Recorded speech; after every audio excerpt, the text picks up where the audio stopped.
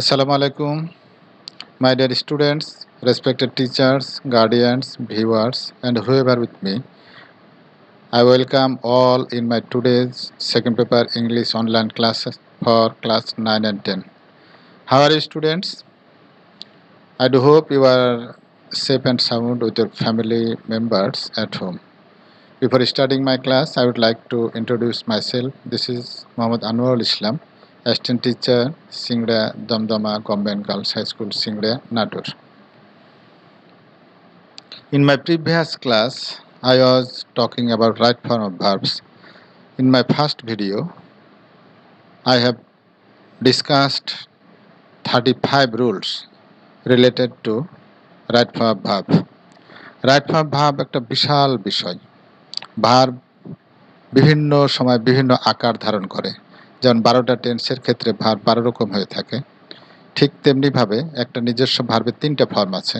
যেমন ভার্বের base form or present form, ভার্বের পাস্ট ফর্ম, ভার্বের পাস্ট পার্টিসিপল ফর্ম।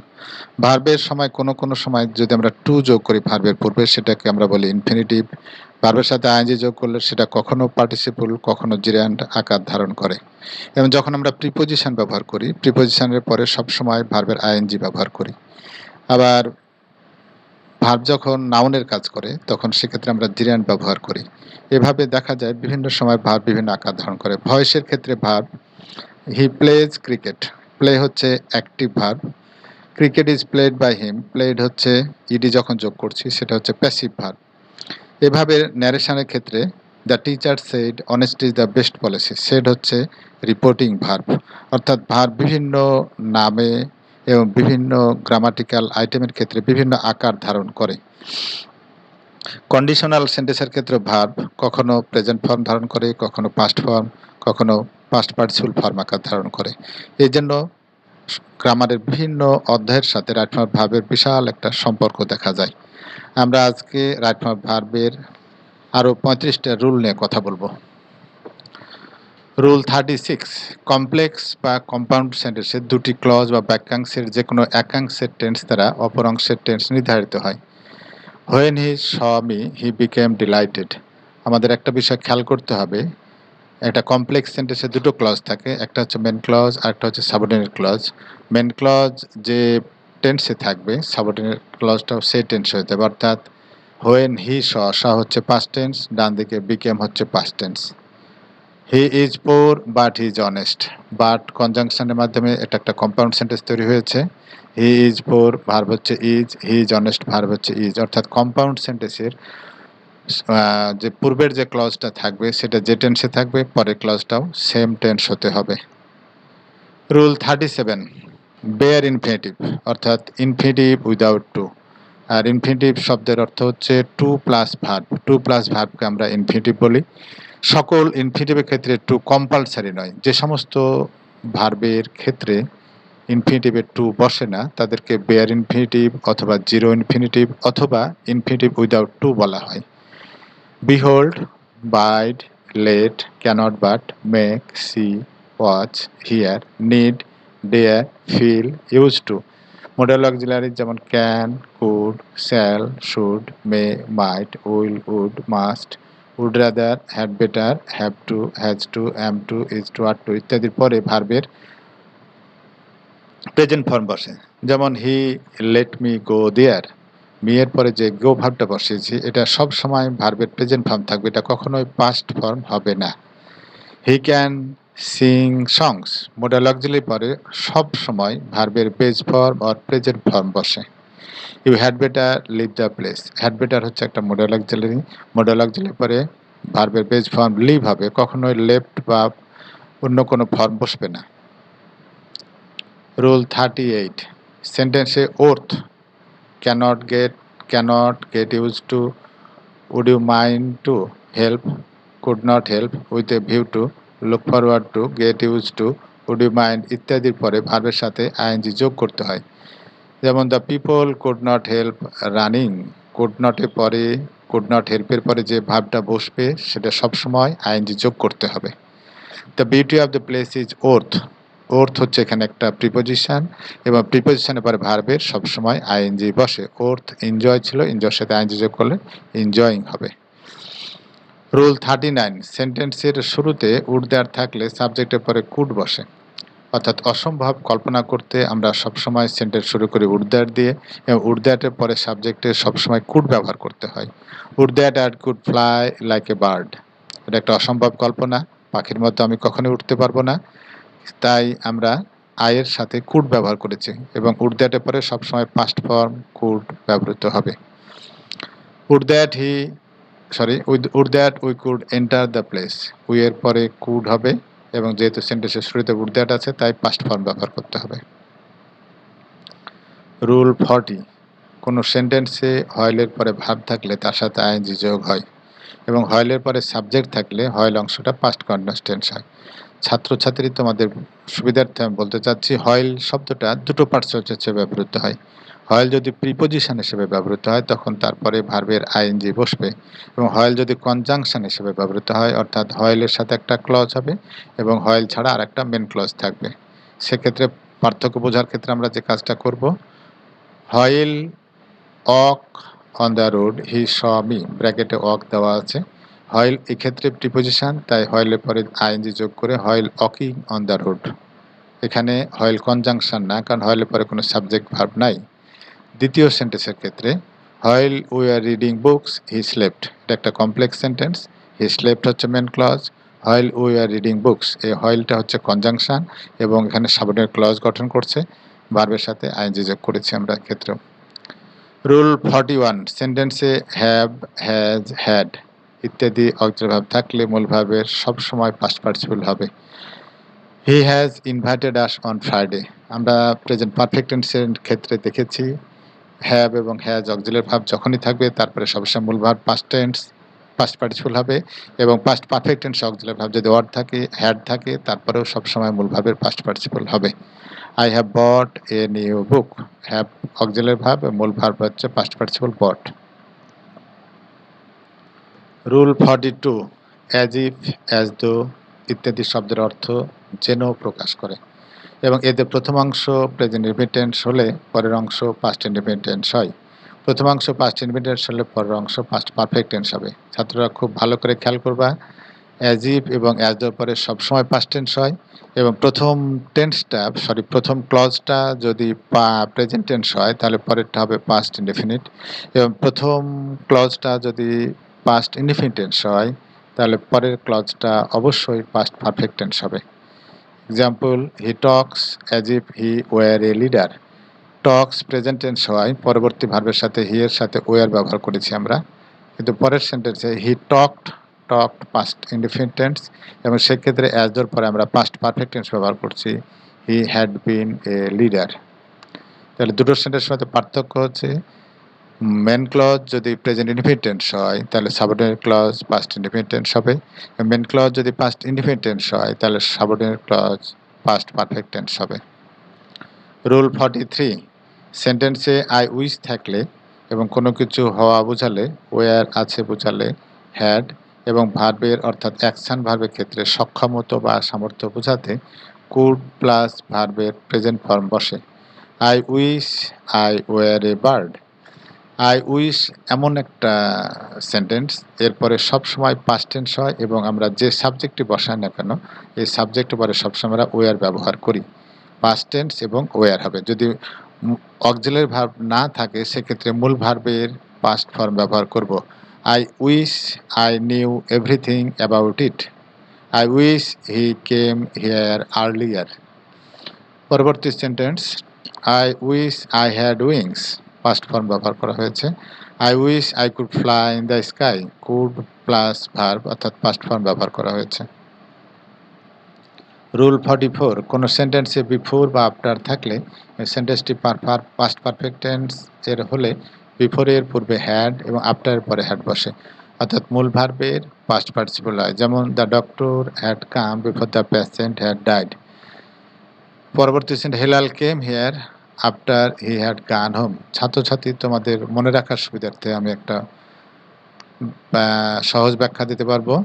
যে সেন্টেন্সে বিফোর থাকবে, বিফোর মানে পূর্বে, সেক্ষেত্রে পাস্ট পারফেক্ট টেন্সটা পূর্বে হবে, এবং আফটার মানে হচ্ছে পরে, এবং আফটারের পরে সবসময় পাস্ট পারফেক্ট টেন্স হবে, এবং বাকি যে টেন্সটা থাকবে সেটা সবসময় পাস্ট ইনডেফিনিট। অর্থাৎ বিফোরের আগে পাস্ট পারফেক্ট, পরে পাস্ট ইনডেফিনিট, এবং আফটারের পরে পাস্ট পারফেক্ট, পূর্বে পাস্ট ইনডেফিনিট। রুল 45, হ্যাভিং ও টু বি পরে মূল ভার্বের পাস্ট পার্টিসিপল হয়। যেমন I told him the truth having believed him. Have, has, had এবং হ্যাভিং এর পরে সব সময় মূল ভার্বের পাস্ট পার্টিসিপল বসে। এক্ষেত্রে হ্যাভিং এর পরে আমরা বিলিভ ছিল, বিলিভড ব্যবহার করছি। He wanted the picture to be seen. এক্ষেত্রে টু বি ভার্ব পরে প্যাসিভ ভয়েস সবসময় ব্যবহৃত হয়। টু বি পরে সবসময় যে ভার্বটা থাকবে এটা আমরা পাস্ট পার্টিসিপল আকারে লিখব। রুল 46,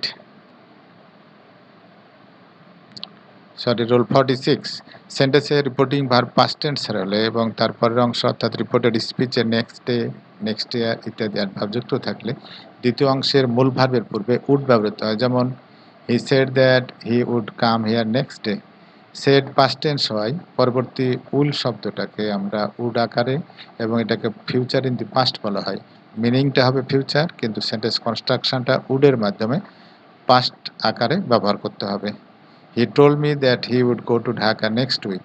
এখানে টাইম ইন্ডিকেটর আছে নেক্সট উইক। নেক্সট উইক সবসময় ফিউচার টেন্সকে বোঝাবে এবং সেই ক্ষেত্রে দুটো ক্লজের সমন্বয় সাধনের জন্য হি টোল্ড, টোল্ড হচ্ছে পাস্ট টেন্স, তাই গো এর পূর্বে আমরা উড গো দিয়ে এটাকে পাস্ট ফর্মে ব্যবহার করেছি।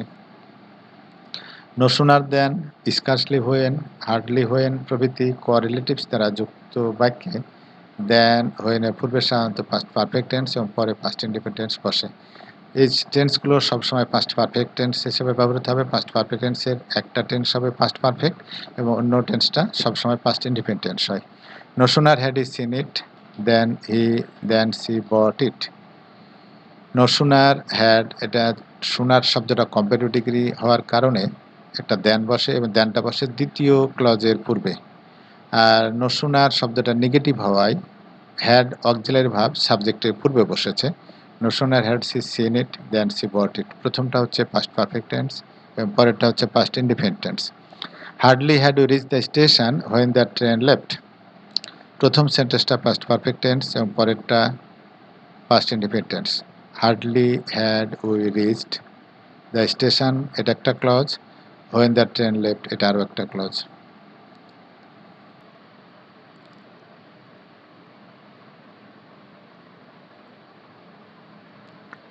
রুল 48, সেন্টেন্সে সাবজেক্টের পর এক বা একাধিক অফ থাকলে প্রথম অফের আগের সাবজেক্ট অর্ডের পার্সন, নাম্বার ও টেনশন যে ভার্ব বসে, অর্থাৎ সাবজেক্ট অনুসারে ভার্ব হবে, এক্সটেনশন অনুসারে নয়। যেমন the colour of his paints is blue, not are blue. Subject হচ্ছে দি কালার।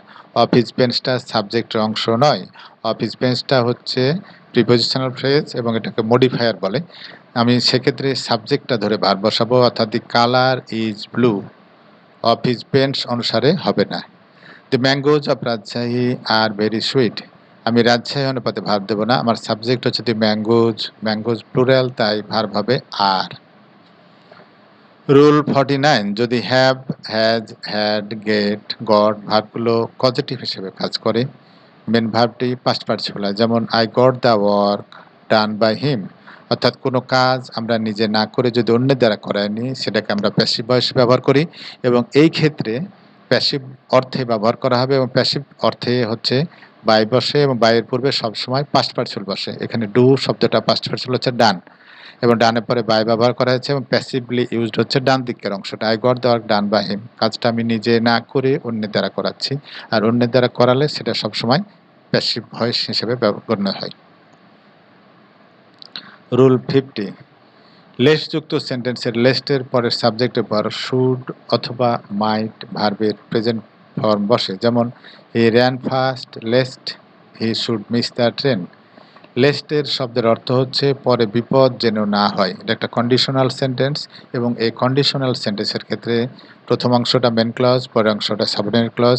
পরের অংশের সাবজেক্টের সাথে সবসময় শুড অথবা মাইট বসবে এবং ভার্বের মূল ভার্ব অর্থাৎ base form of the verb ব্যবহার করতে হবে। আর if walked carefully lest he should stumble.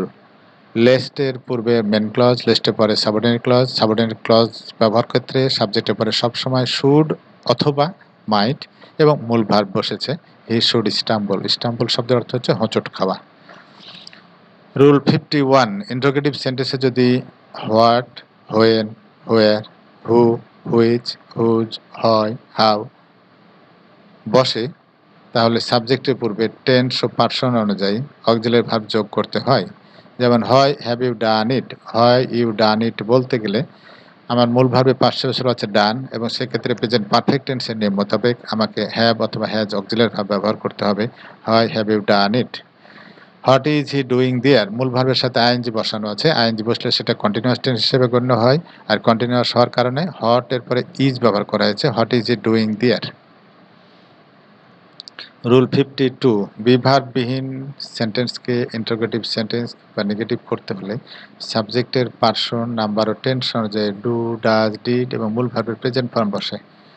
What you want বলা যাবে না, আমরা বলবো what do you want. Want হচ্ছে মূল ভার্ব এবং এটা ডবল এজ কোশ্চেন করতে গেলে আমাকে টেন্স মেনটেন করতে হবে এবং এটা প্রেজেন্ট ইনফিনিটিভ হওয়ায় what do you want, do auxiliary verb হিসেবে ব্যবহার করা হয়েছে।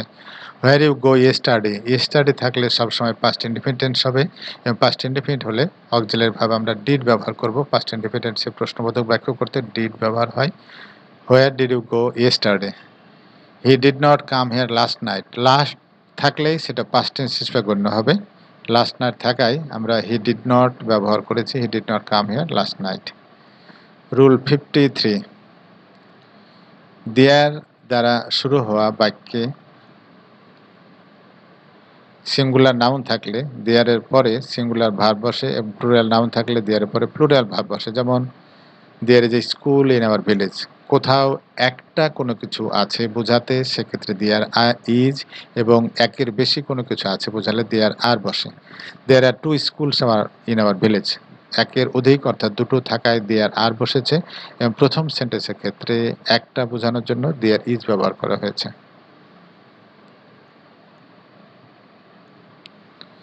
রুল 54, ইট, ইটের অনেকগুলো নাম আছে, কোথাও ইন্ট্রোডাক্টরি ইট বলা হয়, কোথাও প্রিপেটারি ইট বলা হয়। সর্বদা ইম্পার্সোনাল প্রোনাউন হিসেবে সিঙ্গুলার ভার্ব গ্রহণ করে, সাধারণত সময়, দূরত্ব, আবহাওয়া, ওজন ইত্যাদি প্রকাশ ক্ষেত্রে বাক্যে ইট সাবজেক্ট রূপে ব্যবহৃত হয়। যেমন it is raining cats and dogs, it was very hot yesterday. Rule 55, অ্যাডজেক্টিভের কোনো প্লুরাল হয় না, তবে এর পূর্বে দি বসলে অ্যাডজেক্টিভের নাউন হয়ে যায় এবং সেটা প্লুরাল ভার্ব ব্যবহার করতে হয়। আমরা যখন কোনো নাউন অমিট করতে চাই অর্থাৎ সাবজেক্টে নাউন যদি না বসাতে চাই সেক্ষেত্রে নাউনটাকে অমিট করা হয় এবং সেক্ষেত্রে আমরা অ্যাডজেক্টিভ পূর্বে দি বসাবো। The rich are not always happy, এক্ষেত্রে দি রিচ শব্দের অর্থ হলো দি রিচ পিপল, পিপল শব্দটাকে এখানে অমিট করা হয়েছে এবং দি রিচ সবসময় দি প্লাস অ্যাডজেক্টিভ বসলে সেটা সবসময় প্লুরাল নাউন হিসেবে গণ্য হবে। প্লুরাল নাউন হিসেবে গণ্য হলে the rich are not always happy, the রিচের সাথে আর বসবে, ইজ নয়। The virtuous are happy, virtuous শব্দের অর্থ হলো ধার্মিকেরা সুখী, দি ভার্চুয়াসের পরে আর হবে, ইজ হবে না।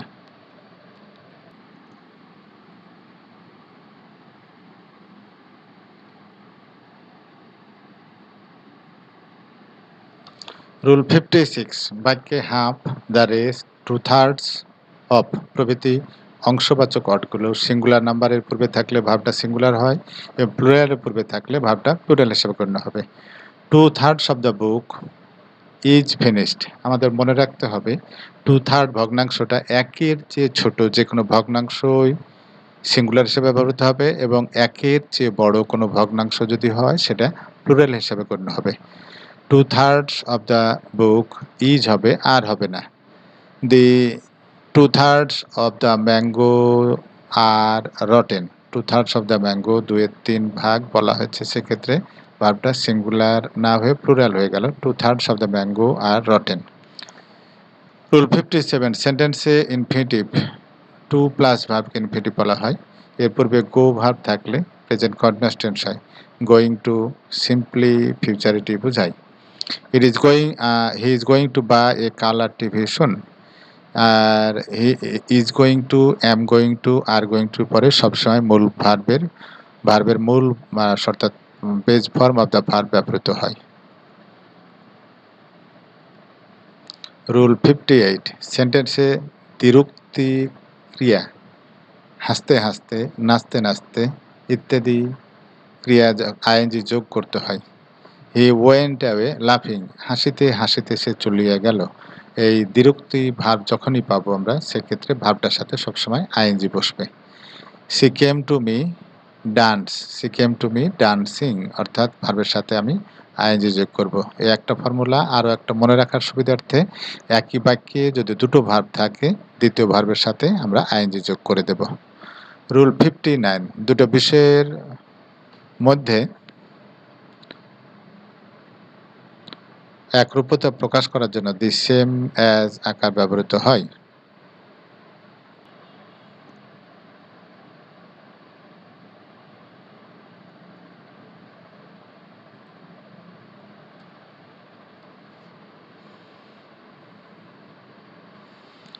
রুল 60 আবার বলছি আমি, দুটি বিষয়ের মধ্যে বিপরীত অর্থ প্রকাশের জন্য দো, অলদো, বাট, ইনস্পাইট অফ ব্যবহৃত হয়। এক্ষেত্রে সেন্টেন্স দুটি অংশে একই টেন্সের ভার্ব হয়, যেমন though he is poor he is honest, he is poor he is honest, same verb এবং সেম স্ট্রাকচার ব্যবহৃত হয়।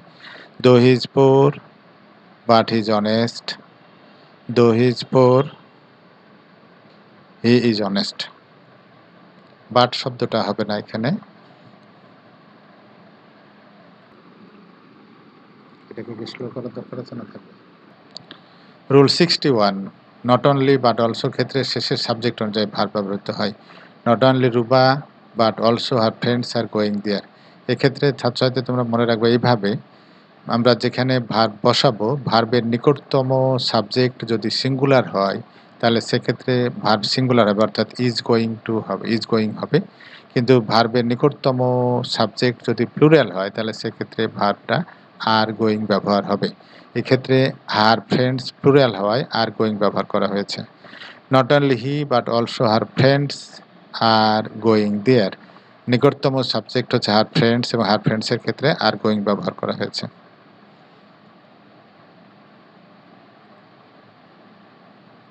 রুল 62, অ্যাজ সুন অ্যাজ দ্বারা কোনো কমপ্লেক্স সেন্টেন্স আরম্ভ হলে সেন্টেন্সটির দ্বিতীয় ক্লজের can, oblique may, oblique could, oblique might ভার্বের প্রেজেন্ট ফর্ম হয়।